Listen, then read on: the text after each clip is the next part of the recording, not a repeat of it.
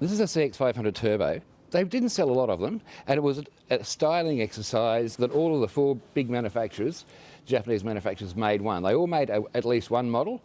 Kawasaki made the GPZ Turbo, Suzuki made an NX85, Honda built this thing, and they were first to market. They did go on to a second iteration, which is this one, which is a CX650. I don't recall them being sold in Australia, but that's obviously an American import. They're an interesting bike. I mean, why didn't they continue on with turbos?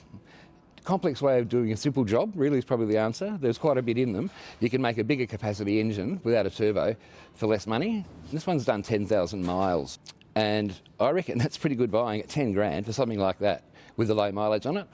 Here's a little RM Suzuki that a guy wants us to restore for him, which we'll do. It's in pretty original condition. Most of these things just got thrashed to death. So it's all there. We put a plug in it, put some fuel in it, kicked it in the guts, and she fired up and crackled like a little 50 should. This is a turbocharged Kawasaki Z1000.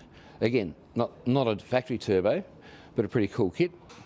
Up there is a VFR 800 that Trevor's building into a cafe racer. Again, true sense of the word, clip-ons, rear sets. We're making all the bodywork up. We made up the exhaust system for it, so that's a project that we hope to have finished by Christmas. The next one along on the bench is a Katana 1100 we're building for a guy, and that basically wasn't a bike, it was an engine and a frame. So we're assembling all the bits and pieces for that. So that's a big job, but we're going to build him a Katana. Next along is a BM R100 RS. That's a restoration job, so we're doing that from ground up. We didn't build that, but that's a 410 horsepower Hayabusa, which is totally nuts. It's called Berserker. If anybody wants it, you can buy it. But you can't ride it. I cannot imagine riding that thing. You'd have to be nuts. There's a beautiful TT over there, which we know about. Here's an old BSA that I own. It's a little 400 Victor. That's for sale. We've got a supercharged Harley. That belongs to a customer of ours. Trevor built that.